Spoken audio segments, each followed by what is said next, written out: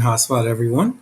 I'm your host, Hot Beavers, and today we're just going to give a little time and review to kind of recap the Raiders OTAs.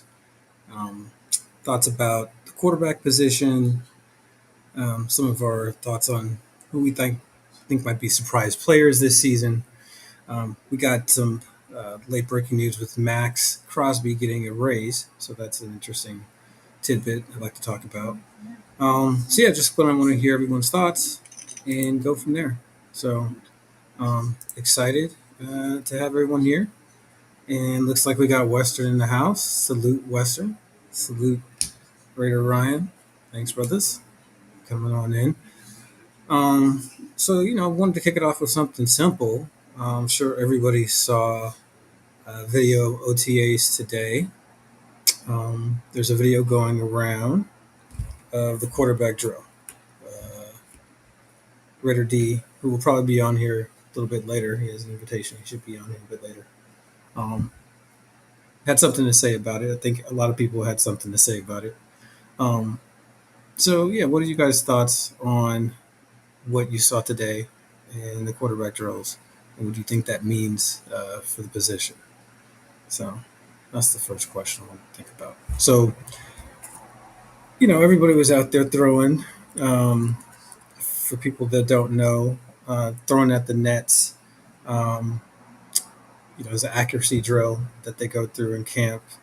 The coach will call out a color, and then you're supposed to throw to that color uh, to quickly assess and then make the throw for accuracy.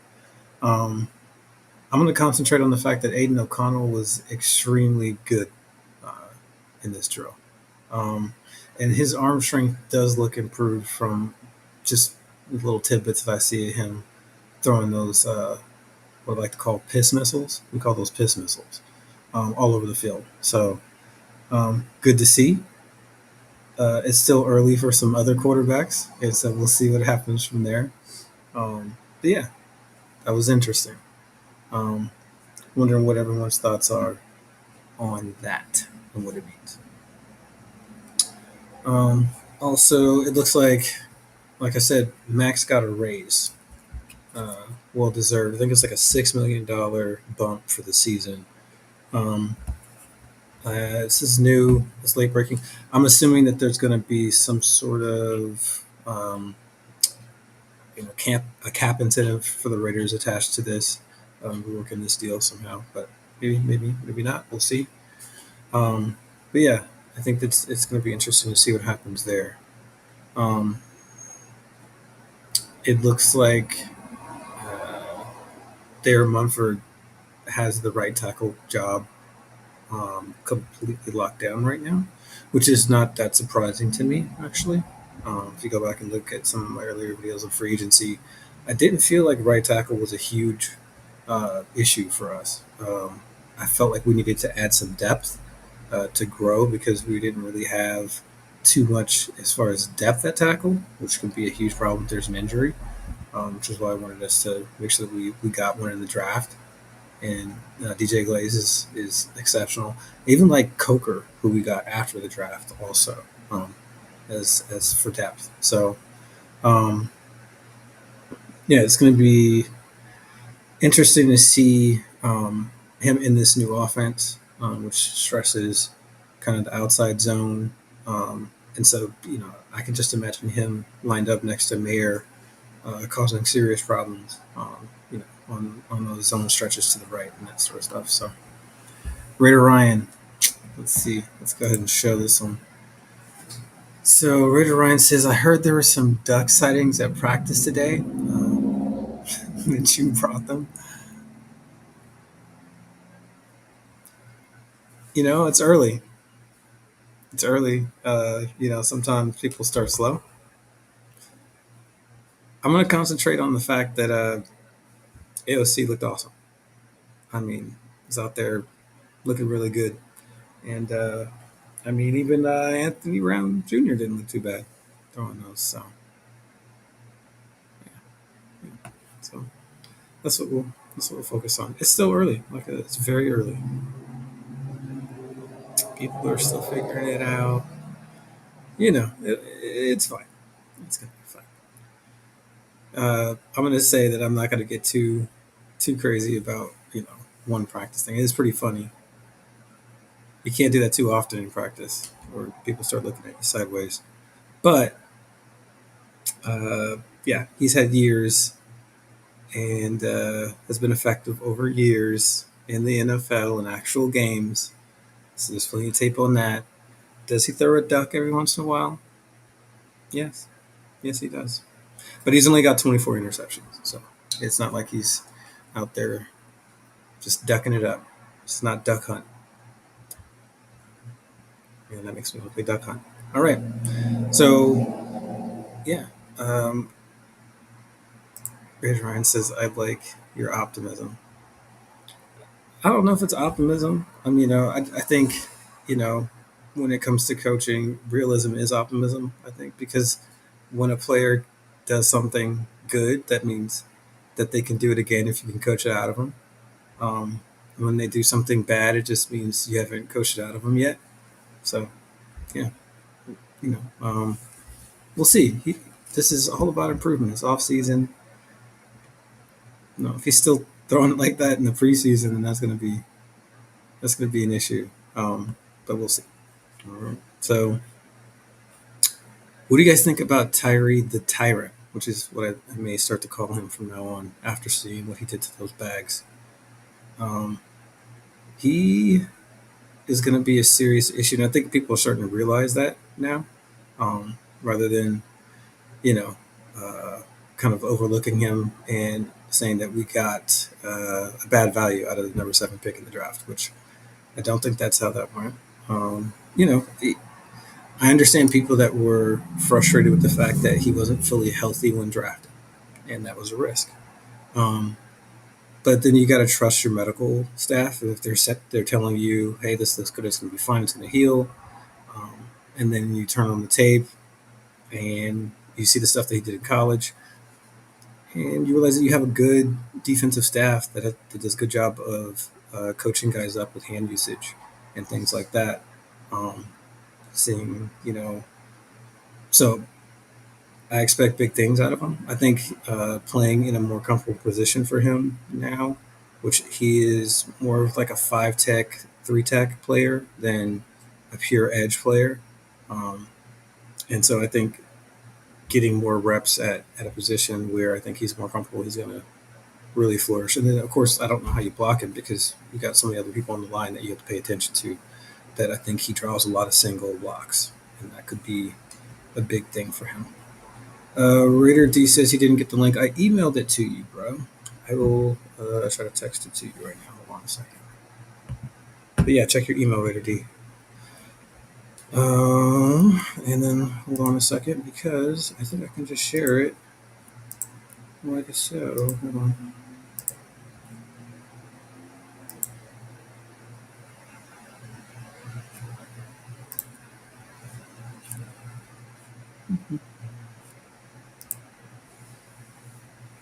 Ah, he has it. And there it is.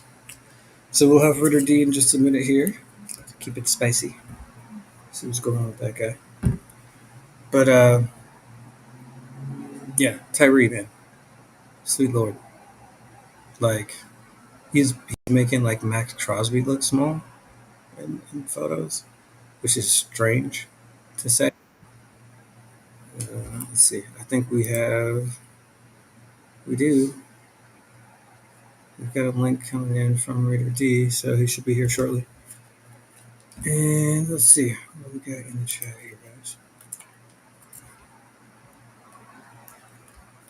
And I'm gonna put this in the chat just in case anybody else wants to come in a few minutes. But first, Raider D. What up, what up, what up, Raiders? What's going on, everybody? What is up, my friend? How you doing?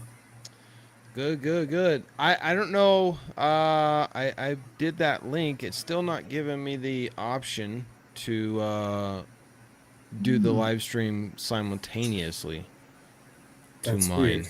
mine. Okay. So Well, let me see. this is here. I'm gonna have to do a little work here to figure that out for you guys to make that work. But in the meantime, Did you see my video I dropped today on trouble in Minshew Maniaville? yeah, we were just going over that shortly. Like the video was yeah, it was different to watch. Yeah. Yeah, it's Uh, I mean, like I said in my video, man, I get it that, it's OTAs, it's, it's a cargo net that you're throwing a ball into. It's not even practice, with pads or anything like that. Some players, like in basketball, I can't sit there and play horse and make a bucket to save my life, but in a game mhm. I can hit a shot. And it's just Yeah. this weird, like, you go to a whole nother level. So that could be it. That could be an explanation of why Minshew missed so horribly bad of a 25 square foot net, and you're 10 feet off of it. Like, but this has been the issue with Minshew that I've brought up before. He's a baller. He's a hustler. He gets out there. He scrambles. He makes plays. But when you watch the ball come off of his hand, it's very important for people to understand this. People go back and they look at Minshew's highlights because, let's be honest, how many Raiders fans actually knew who Minshew even was before we even thought about bringing him to the Raiders, right? Most of us didn't know who this dude was, and most of us didn't know who he was until we even played him and lost to him when we played against Indy. But when you actually go back and watch, not YouTube highlights, but actually go back and watch real game tape, all 22 tape, and you watch that, the way the ball comes off his hand is erratic. He doesn't have a sound throwing motion, and he never has, because I've seen all 22 tape from his days all the way back in college. And this has been an issue that he has always had. Now, sometimes he'll get a nice tight spiral, and sometimes he'll have some velocity on the ball. And other times it comes off almost as though it's slipping out of his hand, and it'll float. And in my video today, that's exactly what happened. He throws the Yep. ball, and it like slips out of his hand and then just floats over the net. And then the second time he goes to try and throw it, he's trying to put some velocity on it and throws it into the dirt. And so this is an issue of consistency when it comes to Gardner Minshew that I have a very big concern with, and why, without a doubt, I am saying it's going to be Aiden O'Connell as QB1 in my mind Hmm. come the beginning of the season. Because Aiden O'Connell, if you watch the Rush podcast, he says very clearly, at the end of the day, he's working on, some fitness, some strength and conditioning. He's working on a little bit of mobility. But at the end of the day, a quarterback's job is to throw the ball. And so he's going to do what he does well. He's not going to change his game and try and be Patrick Mahomes. He actually Right. models his game, and he said so. He models his game after Tom Brady. Yeah. You can't go wrong modeling your game after a 7-time Super Bowl champion. He understands what his strengths are. He understands what his weaknesses are. He's working on his weaknesses, but he's never going to be Lamar Jackson. He's never going to be Jaden Daniels. He's not going to be that guy. That's not who he is. At the end of the day, it is a passing league, and you need to throw the ball. Now, here's something that people need to take into account. And I've dropped 2 back-to-back AOC videos, and I've caught some heat in the comments for it. Aiden O'Connell, despite what some people want to say in the comments, is not trash. I've proven it now multiple times that he had a better rookie year than very famous superstar caliber quarterbacks. I just gave the reference with all of the stats on there of why he was better than Josh Allen.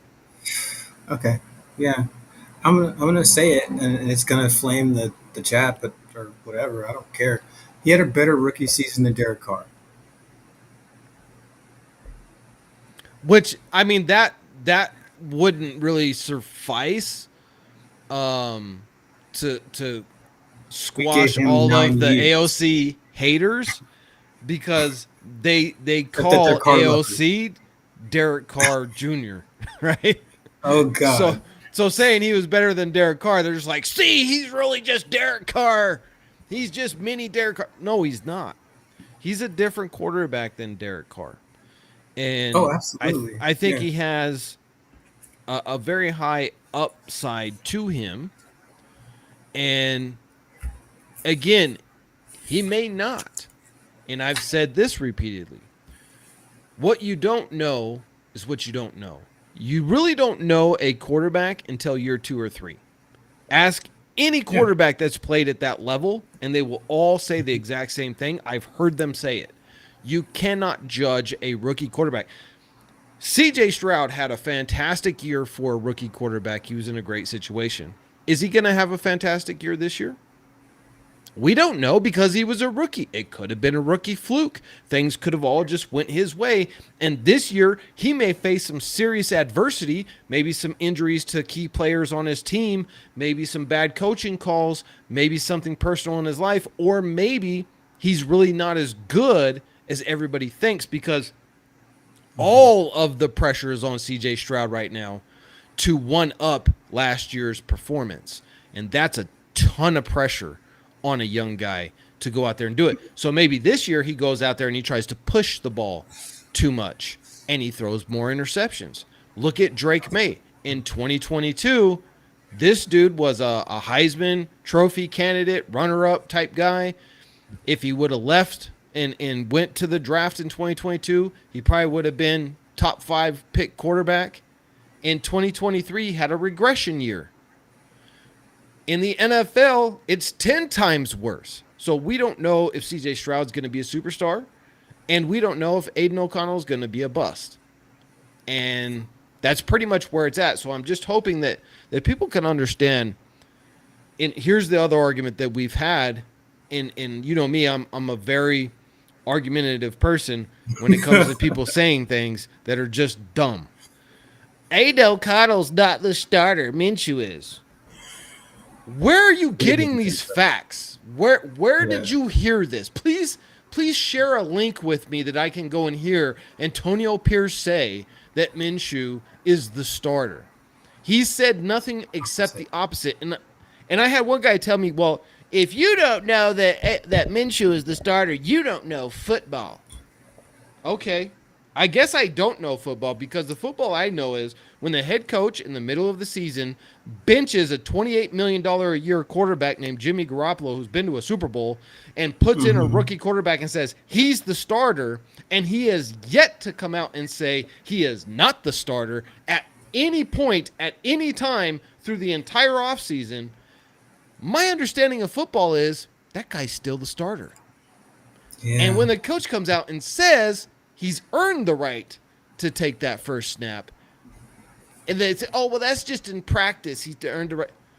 Apparently, I don't know football because the guy who takes the first snap in practice is Usually QB it's one. the starter. That's how that goes. Yeah. Hmm. That's how Yeah. that works. That's how that works. Unless That's kind of the definition of it. maybe an alternate universe, maybe in the Marvel universe, it's backwards. But in this universe, the guy who takes the first snap is typically the starter.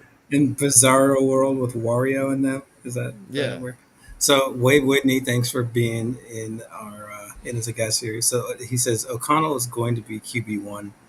He's smarter and has better vision than Minshew, and this is true. Like Minshew's only chance really to be QB1 in this situation is if our line is of sorts that we're not happy with, and his mobility becomes a necessity because of that. Maybe there's injuries that happen on the line or something like that, and it puts us in a situation where we need that scrambling ability just to operate the offense and try to get by. Right. But I would even argue with that the switch that we are moving over to is with the 12-man personnel.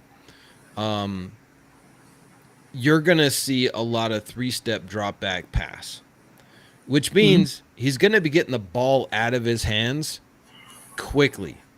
Remember in Yeah. 2016, Derek Carr was clocked in as being the fastest release from snap in all the Yep. NFL. Yeah. That offense worked, and he was in the running for an MVP. And a lot of people don't realize this. Tom Brady was king of the check down, king of it. He thrived off of it. Hmm. And this is why having a Yeah. guy like Brock Bowers is so important to the Raiders, because who did he check the ball down to? He checked it down to Gronkowski. Hmm. And Gronkowski's going to pick up that first down, and they just keep moving the ball. Yeah. And I seen Dude. a beautiful stat when he was the offensive coordinator, not the offensive coordinator, the offensive game planner, passing coordinator, Passing game um, coordinator. passing game coordinator for Green Bay in 2020. They had an 80% red zone efficiency, and they stayed on the field more than any other team in the NFL, which means they're Hmm. getting first downs over and over and over and over again. That's that West Coast offense. That's what made the San Francisco 49ers a dynasty, was when Bill Walsh instituted that West Coast offense. Hmm. And that's exactly what we're going to be running with a lot of 12-man personnel, but we'll be running 11, we'll be running 12, we'll be running 21, we'll be running 1, 3, a whole bunch of different packages, but the Hmm. whole the whole Green Bay offense that we are now bringing to the Raiders is going to be that quick snap, go to your first read. If he's not there, second read, throw the ball. Uh, Yes. and we're Absolutely. gonna be game planning people open in that matter. And when you're able to do that consistently, opens up other avenues. It opens up the run game, opens up play action pass for those deep passes.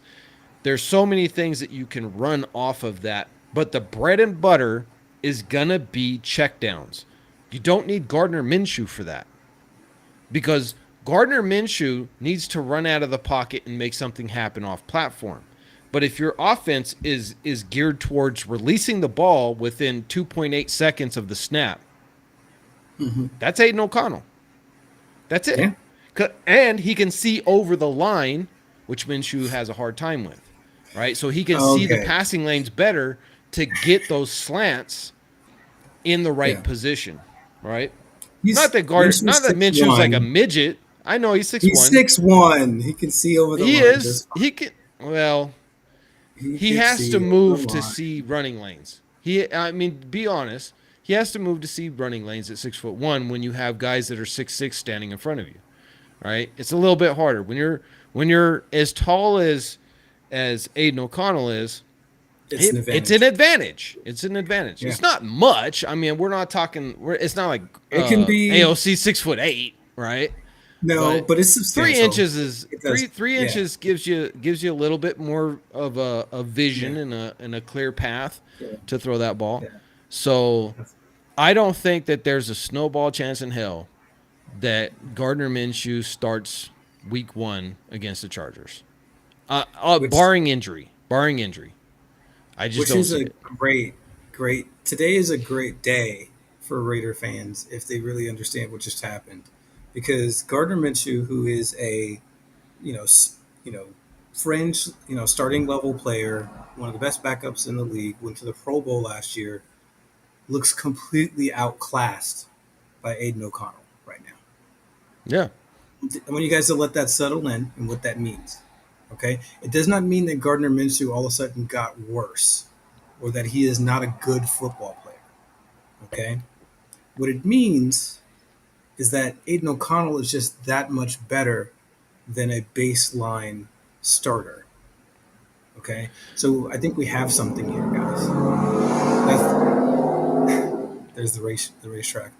I think we have something here, guys, and so that is, I think, the big, huge deal that I think comes out of this OTA so far, is that I mean, did you see Aiden O'Connell's throws? Did you see like the piss missiles that dude is throwing right now? Like he is, the arm strength is improved. Did you see that? Is it just me, Raider D, or did you see improved arm strength from Aiden O'Connell? He's got a fantastic release, and he's got velocity on the ball, right? Which he had last year. I think last year he was a little gun shy. He started playing a lot more conservative, so he was trying to make sure that the receiver was wide open before he would throw the ball. That's not going to cut it. You got to take those shots. You got to trust your receivers. You got to know, if Tucker is covered up by a 6'2" corner and there's no space, don't throw it to Tucker. But if Devontae's open, you can throw it to him, because at least if Devontae ain't coming down with it, that DB is most likely not going to come down with it as well, because Mm-hmm. Devontae's just that good. So that gives you more confidence. But I loved what Aiden O'Connell said in the Rush podcast. Man, I wish I can get AOC on the podcast. I am trying so hard to get Aiden O'Connell on the podcast. We'll see if it ever happens, but who knows.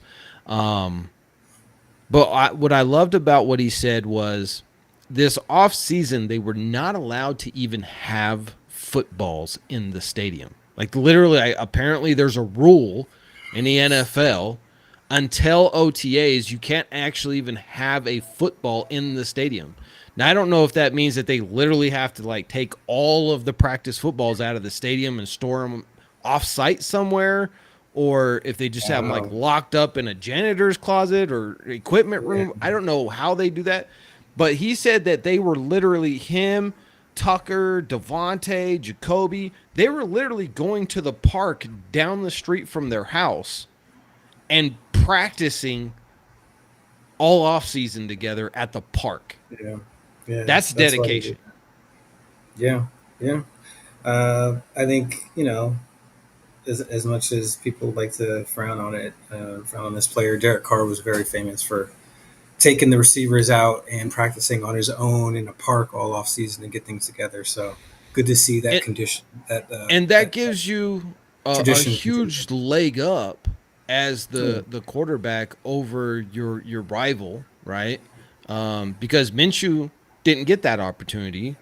He didn't Mm-hmm. show up until later, and Mm-hmm. but now it's too late to try and get that. So you have was already building chemistry with Trey Tucker. He had been building chemistry because they were rookies together, so they just started playing together like every day, right? Mm-hmm. Practicing. And then he started to build that chemistry with Jacoby Myers quite a bit, actually. He actually had better stats with Jacoby Myers than Devontae Adams. But he was also Right. building that chemistry with Devontae too. It's just harder with Devontae because he's always double covered. That's going to be a different story this year now that we got Brock Bowers. Teams are really going to have to be careful about how much double coverage they're going to give Devontae, because otherwise Brock's just going to feast, and it's going to kill teams, going to kill defenses. So when you have that type of chemistry, because it's one thing to understand the playbook and understand what the routes are supposed to be, but when you understand your receiver as a quarterback, you know his moves. You know that twitch, right? You know when he's about to Mm-hmm. break. Yeah. Just because the route says he's supposed to break here, you know he's not going to break until there, or he's going to come up a little bit shorter and break this way. The route is more like a guidepost, right? Now, if you need to get a first down, if it's third down or whatever, and you need to get to this point, then maybe it's going to be closer to that point. But those routes, there's a little bit of wiggle room, and the way that each and every wide receiver runs his routes is a little bit different. Hunter Renfro was a wild card. I mean, he would go out there and do five, boogie moves out there before he would even start his route. You know what I mean? Mm-hmm. Devontae does the same thing. He has that stutter step, and then he'll like crossover Mm-hmm. basketball move on guys, and then he'll take off, and then he'll come back. So you got to have that chemistry. You got to have that understanding and that knowing of how your receivers react. Gardner Minshew doesn't have that with any of our receivers right now, but Yeah. AOC does. Well, yeah, yeah, absolutely. And the one that he has it with the most is Trey Tucker. So Yeah. we'll get around to that when we talk about surprise players a little bit later.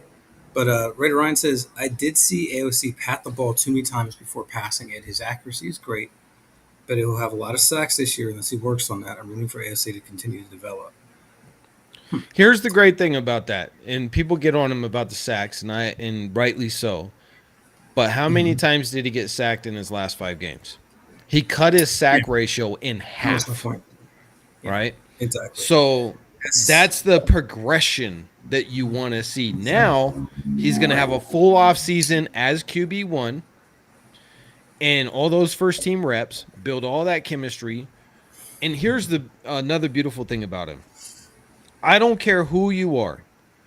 If you can master Josh McDaniels' playbook as a third string rookie, being forced in the middle of the turbulent season with a coach being fired, and you can run that playbook that's basically written in ancient Greek, and you got it mastered, yeah, man, yeah, if you can at least throw the ball 25 yards, you're my starting quarterback because you are one smart dude. And mm, Aiden O'Connell was able to do that. So this new playbook is going to be a lot easier for him to absorb. yeah, yeah. And I think he'll have it mastered well before, even week 1. And Oh yeah, I think the team will have it mastered well before week 1 because that was a lot of the complaints with McDaniels is this yeah, it was just too difficult to understand. Hunter Renfro, I seen him 3 times run the wrong route and literally cut off Devontae Adams. Ran right mm-hmm. into Devontae twice because he Mm-hmm. was running the wrong route because he just didn't understand the playbook. And he would say like, "Oh yeah, it's a learning process. It's just a lot to learn." What he was saying is, "I don't know this playbook. This thing Yeah, is it's too too damn much. complicated." Right? Yeah. And Devontae even said that. Devontae said not that he didn't learn it, but he was like, "This playbook is intense. You got to be Well, really smart to yeah, to come that in here and pick up this playbook." yeah, the Erdot Perkins offense requires that the quarterback and the receivers make the same site adjustments on routes, and so when they don't see things the same, that's what you get. So there's a lot more chance for issues in that offense than the traditional, West Coast. So Honestly, I think that's why Darren Waller had all the hamstring issues. It's really he's like, because I it don't wasn't hamstring know this. issues. I think he's just like, I don't Yeah, know this playbook, and I'm not trying to learn it. Like yeah. It's like this yeah, is too much. yeah. I got Yeah, my it's a bag. I lot. got my bag. So hamstring. Oops, hurts. Can't play. Trade to New York. I heard they got a Yeah, good rap scene. yeah. So, yeah. So earlier we were just kind of chatting about Tyree, and Red Ryan says Tyree's going to be ready to go this year. Our coach AP will have these guys playing fast, physical, instinctual, and violent football. A few guys would love to shut the doubters up. Raiders. Yeah. Raiders. So, but yeah. I mean, I was just talking about how Tyree is like looks like a complete monster. He's going to be playing in the correct position once again, and getting a lot of single blocks because of our D line situation. What say you about Tyree, the Tyrant, which I may start to call him from now on? Well, I just seen his little presser after the second day of OTAs, and he Mm-hmm. said some telling stuff there. One was that he's picking Christian Wilkins' brain about how to play on the inside because he I guess is anticipating playing a lot on the inside this year. And so he's like, um, I pick Max Crosby's brain because he plays the end. So when I'm out on the end, I can pick a lot of things up from him. But I gotta also pick up Christian Wilkins' brain because I'm gonna be playing a lot on the inside. So apparently they've already let him know get ready to be playing a lot of D tackle because that's Right. where we're going to use you this year again, which Yeah, he means said to something me earlier. that you're going to see Malcolm Kuntz as the starter on that opposite side DN from Max Crosby. So I think two things. One, Tyree is really good against the run. So having him in at defensive tackle and Christian Wilkins, who's also really good against the run, is going to be just fantastic for our run defense Malcolm Kuntz is good against the run, and obviously Max is good against the run. So we should have a good run defense this year. And then we should also have good pass rush this year. And I think what will happen too is Christian Wilkins, if there's any double teams on the interior of that line, it's going to be against Christian, which will then free up Tyree on the inside of that line to be one-on-one. So he's just got to beat that guard and Yeah. get to the quarterback and get those sacks. So I think what you're gonna do. This is also really telling something that Antonio Pierce said a couple of months ago when he was talking about that New York Giants Super Bowl championship defense and how they beat Brady, which was they literally put their best pass rushers on the entire line. So instead of trying to stop the run, they had edge rushers lined up at D tackle. Hmm. And that's how they put so much pressure on Brady to where he could not breathe, and they were able to beat him. So to me, I Yes. think that is kind of the plan moving forward with this year, which is, Tyree he is a physically gifted young man. He needs to learn some technique, and I think sometimes, I watched him last year too. It kind of seems like maybe sometimes he gave up on plays. He doesn't have the motor that Max has. He doesn't have the motor that Malcolm Kuntz has. This is how Malcolm Kuntz got half of his sacks because of his motor, just not stopping. I remember one, like he literally got pancaked and got back up and kept going, ran this big old like rainbow route around to the back of whoever the Chargers quarterback was in that second meeting, and got that strip sack. Easton Stick. Easton Easton Stick. Stick, yeah, Yeah. another no name guy. Um, Just and got to hear that about a couple of it's guys. that motor that really makes the difference because coming out of college, Max Crosby was totally disrespected as far as his skills and his hands and his power and blah blah blah. I mean, and I can understand where they were all at. What they didn't know is this dude had a locomotive engine for a heart, and he just Mhm. doesn't stop. And that's the same thing that Yeah. I seen last year with Malcolm Kuhn. So I want to see that from Tyree. If Tyree can have that kind of a motor and not stop, he would get more sacks. But I seen Mhm. last year where, he would just kind of get beat by his guy and he would like kind of give up, like stop. And not like Yeah. just Yeah. stand there, but you He could didn't tell have a like his second energy move. wasn't there. Yeah. Yeah, yeah. So a lot of what I think I saw, because in college when I watched tape, I seen the guy run down 50 yards down the field to hustle and get a strip fumble, right?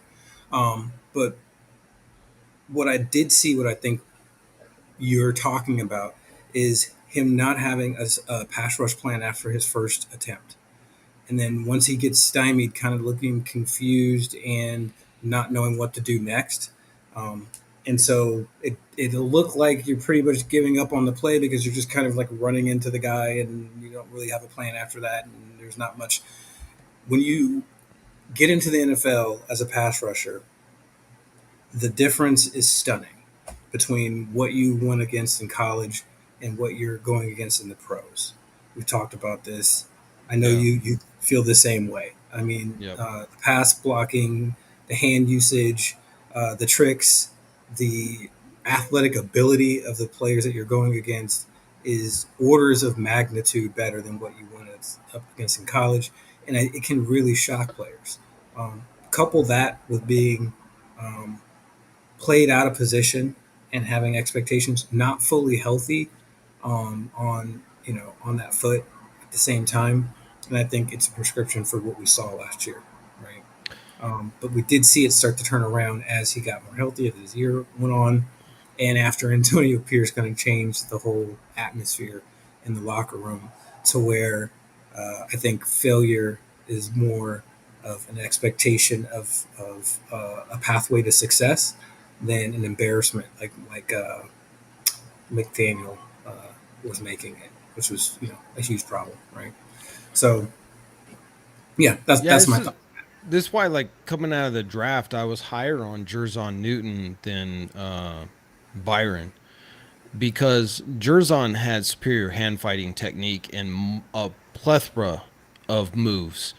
He Hmm. also didn't have Tavondre Sweat lined up next to him taking all the double teams. He had to do everything himself. Exactly. And Yeah. because he was the best player, he did get a lot of double teams. And he had to fight through those and still was able to do what he was able to do. That's why I think Jerzon Newton's going to have a fantastic career. I literally think he is the Warren Sapp 2.0. Time will tell, but look out for big things for him. That's why I was hoping that the Raiders would get him, but we got Christian Wilkins, so you don't really need to go down that route, and you already got Tyree, and then we re-signed our big boys anyway. But that's what it really comes down to. You're absolutely right. Like, if a guy doesn't have that second, third, or fourth move sometimes, then you get held up because these guards and these tackles are massive. They are mountains of men. In college, Tyree was literally the biggest, fastest, strongest defensive lineman, and he Hmm. was 95% of the time stronger than any of the offensive linemen. The problem is in the NFL, all the offensive linemen are stronger than him. So you Hmm. have to be able to utilize different methods, techniques, and pass rushes and moves in order to get these offensive linemen's feet out of whack. And then you can use your strength. But if they're squared up on you and they're No. Yeah. planted, you're not going to bull rush these dudes. They are bigger, they are heavier, and they are stronger. They can bench press more and they can squat more than you, Tyree. So you have to be Hmm. able to get these dudes' feet crossed up, get them off Right. balance. Hmm. And I seen, I don't know what the stat was, but I remember more times than not of Tyree actually getting pancaked by these guys. And that's not a good thing to see from your number 7 guy. With that being Right. said, and I know it sounds like I'm just over here just crapping on his parade right now. I am not. He was a rookie coming off of a very severe injury, did not have an off season, and he wasn't really in a position to even start last year, and he kind of just got thrown into it and had to do it because we had Antonio Brown 2.0 on our team that went crazy, cuckoo over the cuckoo's nest. But that's neither here nor there. Rookie year is done, it's gone, and what he's Yeah. been doing is getting faster, stronger, learning technique. And at his Right. presser that I seen today was very impressive because he said, during my rookie year, I felt like all the pressure was on me and I had to go, go, go, go. And this Hmm. year, I'm just taking a step back and I'm shutting my Yeah. mouth and I'm just trusting the coaches, and I'm relying on Max Crosby for tips on the end and Christian for tips on the inside. I'm just going to learn. Yeah. That's Yeah. the right attitude to have. That's Yeah. exactly where he needs to be with that. So I'm very hopeful for him. Again, time will tell because we've drafted other defensive ends over the past 20 years who have amounted to a whole lot of nothing, unfortunately. I don't think that True. that's Tyree simply because of his physical attributes that he has. If he Yeah. can get, if he can put everything together in a nice package with a bow tie, he's going to be something special. But if he Yeah. can't, then he's going to be another bust. Yeah. I mean, I will say one more thing about last year is that playing him at pure edge like they did most of the beginning of the year was part of the problem. I mean, if I were to give him an NFL comp, it would be Teron Armstead. And I just want you guys to imagine if a team tried to play Teron Armstead at pure edge the whole year, how that would work out for him, what his stats would be, right? That would not be taking advantage of what he is as a player, and it would give a false kind of a view of his value, right? If you tried to play him out of position that way. So he's a 5'3" tech. He's Teron Armstead, and being able to play in that position is going to be a big deal for him, I think, this year. So let's see. we got El Capital Refugio in the house. Thanks for coming through. And let's look at this. Raider Ryan makes a good point.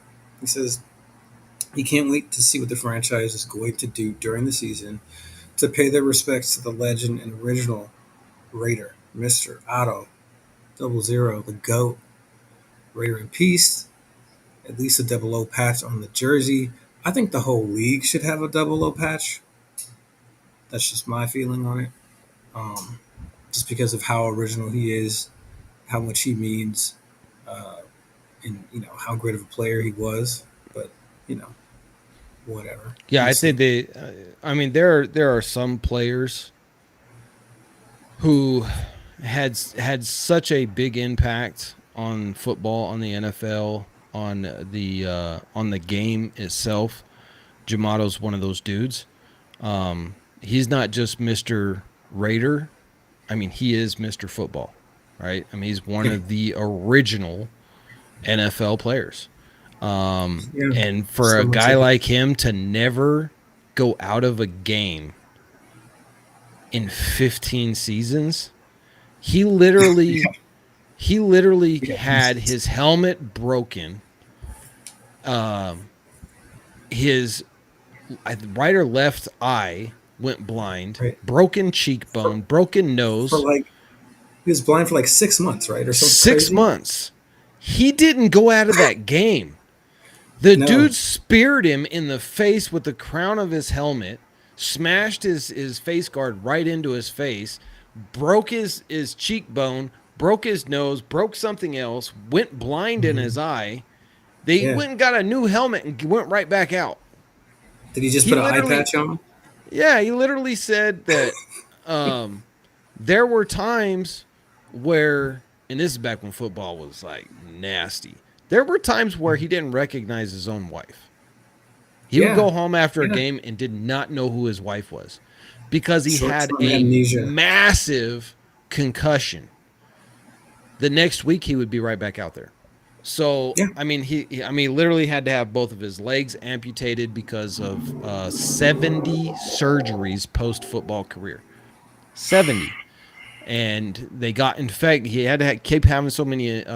Basically, he was like a Frankenstein. They had to keep repairing his body to the point where he got serious septic infections and had to Yeah. have both his legs amputated. He did all that for football. So when a guy puts up that much of himself into a game, the entire Hmm. NFL should do something special for him.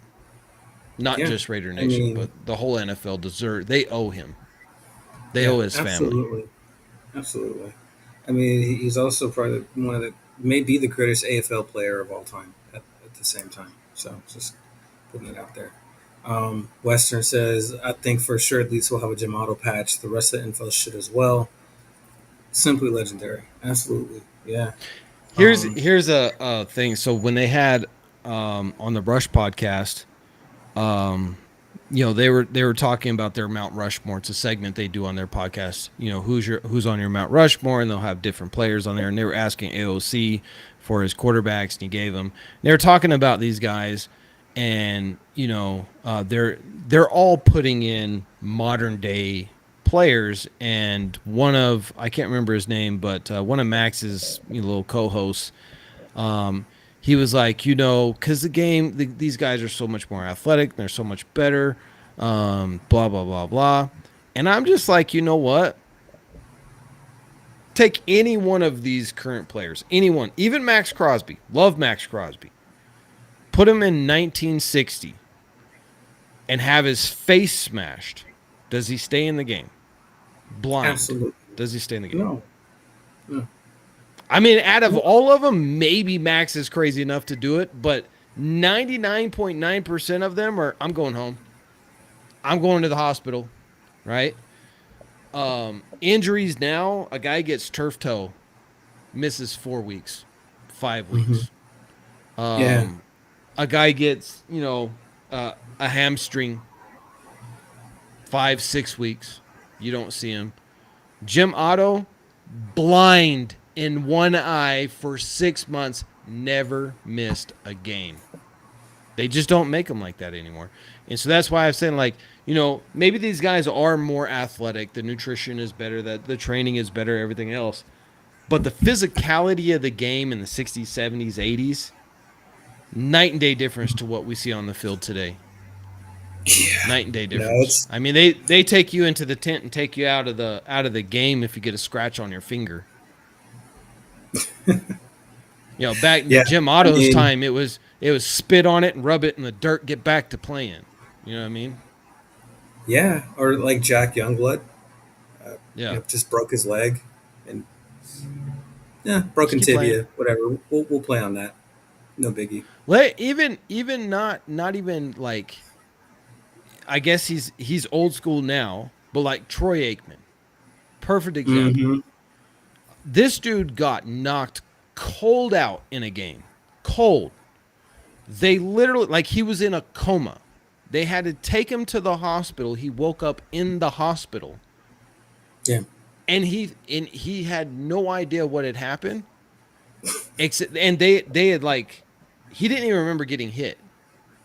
Yeah. He's talking to his agent, and his agent's like, "Troy, are you all right?" And he was like, "Yeah, I'm great. We just won the game." He's like, "No, you got knocked out in the first quarter. You've been in the hospital the whole time." He's like, "No, we just won the game. I was just there." "No, Troy, you didn't." Like, his brain was scrambled. Yeah. Dude No was good back stuff. the next week.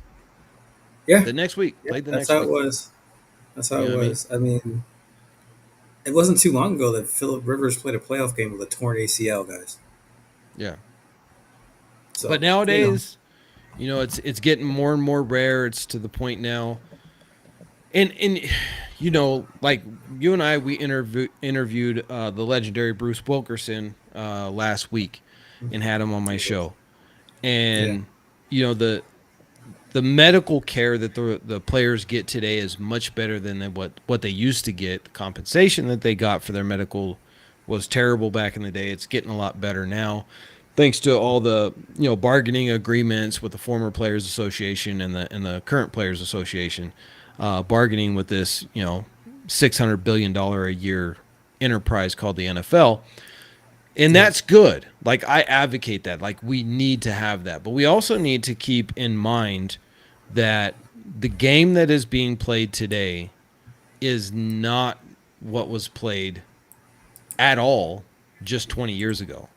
Now you go back 60 years and it's night, like you literally would think you're in a Roman arena watching a gladiator game back in 1960, because these dudes Yeah. were taking people's heads off. I mean, Yeah.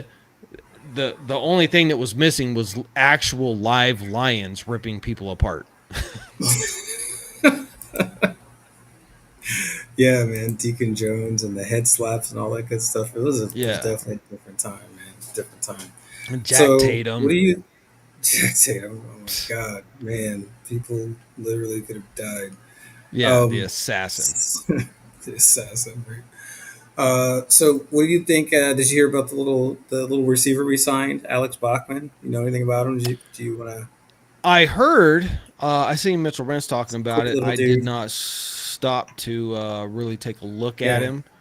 yeah. Um, He's a quick slot guy. Pretty good speed. Um, and tough. He's a tough guy. Not too big. He's like 6 foot, 200 pounds, right? So he's not huge, but yeah, he's serviceable player.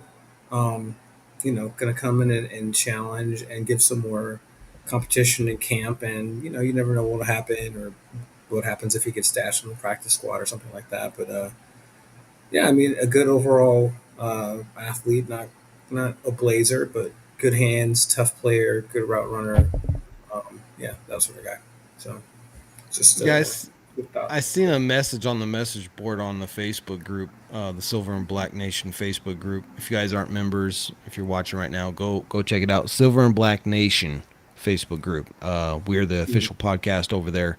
Um, I seen on the message board after the announcement came out, somebody was like, "Why the f are we signing another receiver, man? We've signed like 20 already. God, we don't need more receivers. Just focus on the ones we got." And I I understand get that it. sentiment. However, You want to sign right now is the time to sign as many as you can, um, Mm-hmm. because you want to be able to evaluate these dudes. Like we signed Gallup, we signed um, kid from LA, Guyton, right? Guidance. Uh, who knows if they'll even be on the team? You don't know. No, yeah, I no, mean, they've got I they got to mean, fight. you could, yeah, you could end up. I mean, all these dudes right now are in a competition with each other, and you'll see these guys get signed in the free agency, and then you'll never hear from them again. And you're like, hey, what happened to that one kid from the one team? Is he still on the team? And then you'll go to like Raiders.com and check the roster and like their name's not there. And it's like, where'd that kid end up? And then you Google him and you find out that he's, practice squad for the Saints or something. You know what I mean?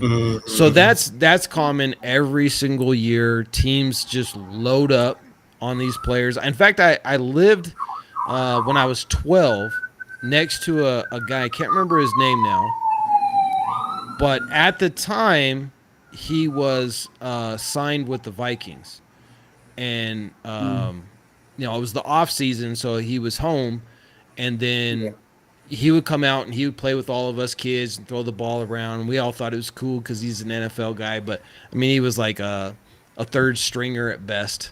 Because we were living in a broke down apartment, so I was like, dude, what are you living in? Like, aren't you supposed to be rich? You're in the NFL. He's like, man, they don't pay us crap. I'm lucky to be on the third Oh string half the goodness. time I'm on the practice squad.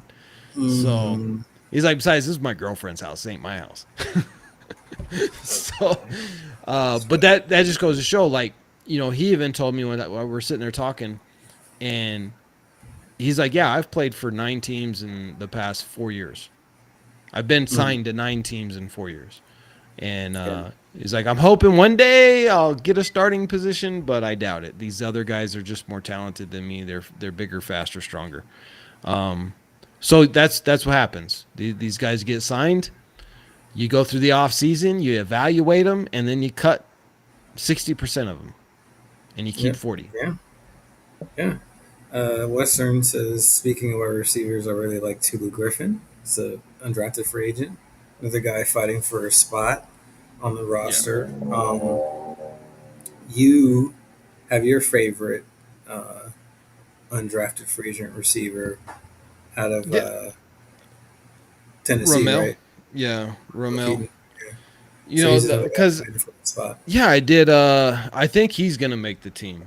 One, just because of his size and his speed. Right, but he's a 4'4" guy at 6'3", 197 pounds.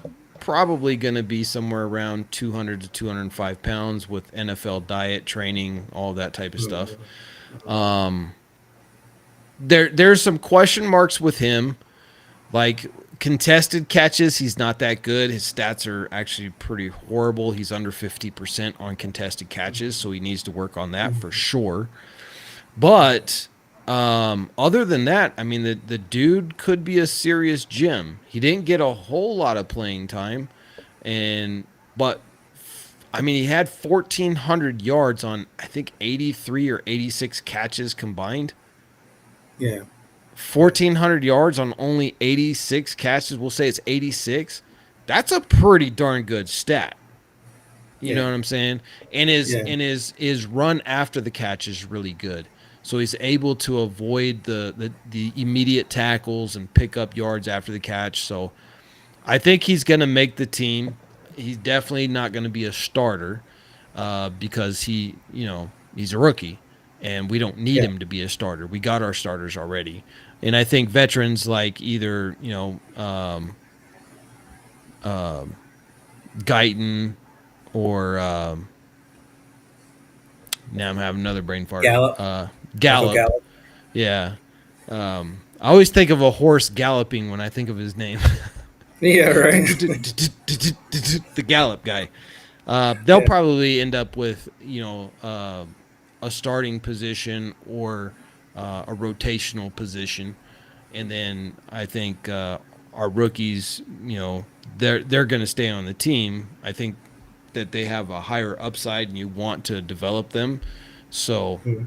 maybe a guy like Tulu ends up in the practice squad. Maybe he's one of the guys we keep.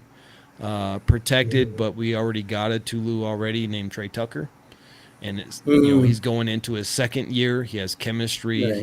He's a very versatile, speedy, short He's guy. more athletic than Tulu, also Yeah, longer arms. But I think if there's anything that's going to hold Tulu Griffin back, speaking about Tulu Western, it's going to be the catch radius issue, and the physicality issue. So we'll see how he responds to physicality in the pros, and whether having kind of short arms and being small is going to be a real issue for him as far as his catch radius. But he has a lot. Um, could be a special teamer. You know. Raider Ryan says you hear anything about Keaton from Tennessee. So yeah, we just went over that. That's funny. Great minds think Yeah. alike. But yeah, we'll start to hear more and more from from the OTAs, and especially out of camp, is where you really start to hear some of these guys start to make their move, and to kind of differentiate themselves amongst the camp battles. But that's going to be an interesting one. That What receiver about battle. Jeff Foreman?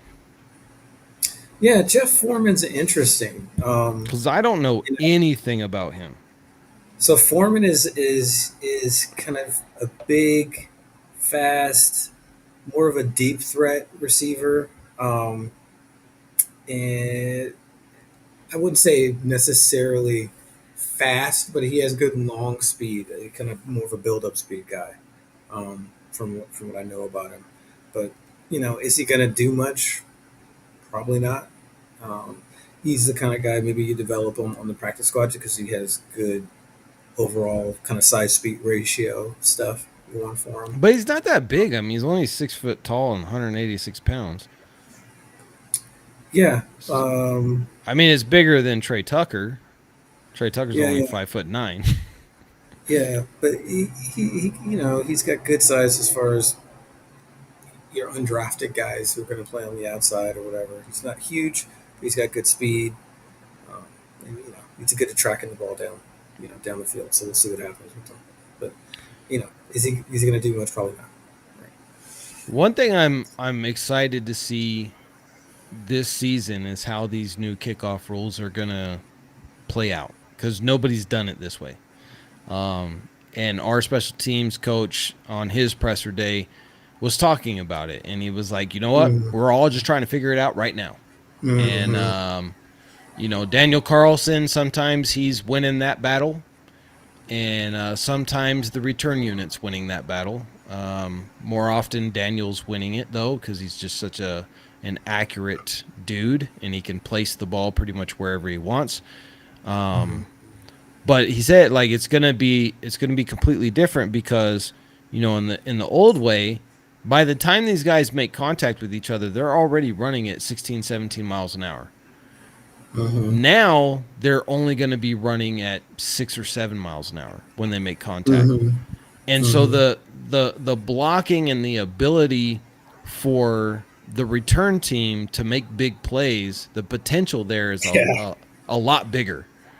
Yeah. Um, because now it's Okay. now it's basically it's like a run play, and yet there's like no safeties, no linebackers, everybody's up on the line. And so all you got to do is just get through that hole. It's going to be interesting to see. I think you're going to see a lot of, you know, 75-yard touchdowns Mm-hmm. coming out of these special teams. That's going to Yeah. be a difference maker in games. Like you might have a team like the Chiefs up against the ropes and then they break off an 80-yard kickoff return for a touchdown and just Well, I think kill the game. it'll be the other way around. Like you might have the Raiders on the ropes, and then Dylan Laube might break off an 80-yard kickoff return. But Well, yeah, yeah, true. I I'm think I'm that's just going to saying be like yeah, yeah. like when you're thinking about these type of possibilities, that's who we're running up against. And That's so who's going to my this. my issue is like it's hard enough for us to beat the Chiefs. I'll be so upset if we beat them and in the last 30 seconds of the game we do a kickoff and Mm-hmm. because you get a massive penalty if you kick it into the end zone. Yeah, you can't do that. So you We're have gonna, to give him an opportunity. yeah. The kickoff is back, baby. The days of Yeah. Dante Hall and those guys. Remember those days? Woo! It's back. Yeah. It's back, baby. Special I teams is gonna wish. matter. You can win a game. You could. What this also means is sets up really well for us guys because we're back to a place where you can win a championship on defense and special teams.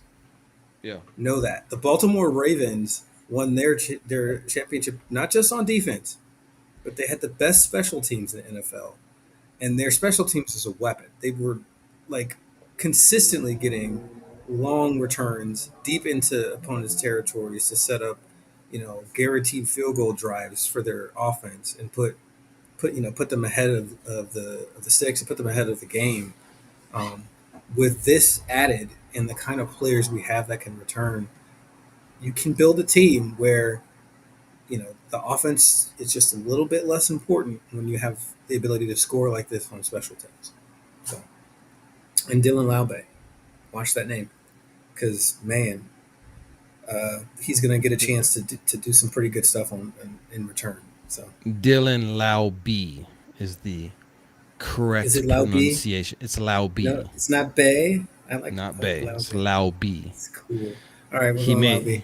yeah. Um, it's gonna be interesting. Do you think Laube will be the kick returner? I think he's going to win that job. Yeah, yeah, makes the most I sense. I agree with you too because now it's essentially a glorified running play. So you Hmm. put a guy back there who's great at receiving a kick, who's also a running back. Hmm. Makes the most sense Yeah, because typically yeah. we would put receivers back there or DBs back there because they're We'll good kick at off. catching, and then they got a long time before. Well, not a long time. Typically, they'll have at least a second or two before they have to deal with a defender. Hmm. Whereas now, like the defenders are engaged immediately as soon as the ball touches. So Hmm. having a running back there who also has sure hands, because most running backs can't catch a kickoff. That's just not what Right, they're good at. Lauby's one right. of those special players, and I think that this is why we drafted him. Now that I've really had time to sit back and look at the draft and why we drafted, who we drafted, where we drafted, with these new kickoff rules, Lauby was a perfect pick because you want him Mhm. to be that special team kickoff returner because most running backs can't do it and most wide receivers aren't going to be able to break through a hole on a glorified run play. But Exactly. Lauby being a running back, he should be able to handle Run, that. So, run through arm tackles. Have the instinct yeah. to run to daylight and not, pitter patter around. To me, all the best kickoff returners to me have always been running backs, but the, it's just because I'm partial to running backs, maybe. But yeah, I think that he's going to be a huge weapon. As Raider Ryan says, Dylan Lobby is going to be one of our secret weapons this year. He has the Raiders mentality already. He does. This is true. Yeah. Um, I think I said this earlier. I think that he scores a special teams touchdown in a huge key moment, and it's the difference between a win or a loss this season. So that's what I'm going to predict already. Okay. So I called it now. So I'm Um, gonna go ahead and I'm gonna call it. It's gonna be Friday night game against KC. Our second our second matchup in KC. Um, nice, and that's going to be one of my 14 wins that I have called that we're going to get. nice. It's going to break Yeah, off the I could see winning. that. He We're going to be down by four. There you 15 go. seconds left. Mm. Lauby's going to return the kick for 85 yards. Yeah, we're all Touchdown. like, okay, we're all talking about how we're going to try to get in position for a long field goal, and he just returns it. Moot point. Game over. Walk off. Yeah, Yep. something like that. Something like that. So when that happens, yeah, I'm going to go straight and play the lottery after that. So No, don't do that because the second you do that, you'll lose all your money because that's just a test That's from God. Be like, I told you not to gamble, but I want it's to throw true. some put some fruit in front of you. Do not listen to anything Raider D has to say. Okay. If I say, yeah, we're gonna win next week, oh well, he was right about Lauby, so I'm gonna bet all of my life Oh savings on, no, don't do and it. then Yeah. you lose it all. It is not my fault Don't. because I told you not to gamble. This is true. Don't gamble, people. Yes. It's Disclaimer. Legal house disclaimer. always. Do House not always gamble. wins. That's my official Yeah. stance. So you cannot sue Yes. me. Awesome. Awesome. But yeah, I got to run. It was awesome Yeah. hopping on with you. Yeah. I got a few things I got to go Absolutely. and take care of before the night is over. So Mm. to the Raider Nation, salute to everybody that is in here. I see all of our guys up in here, Western up in here, Raider Ryan up in here. Who else we got up in here? Wade up in here. We got Uh, Rafucho was here a minute ago. El Capitan. El But Capitan is up in here. So yeah, you Capitan. guys take care of my boy.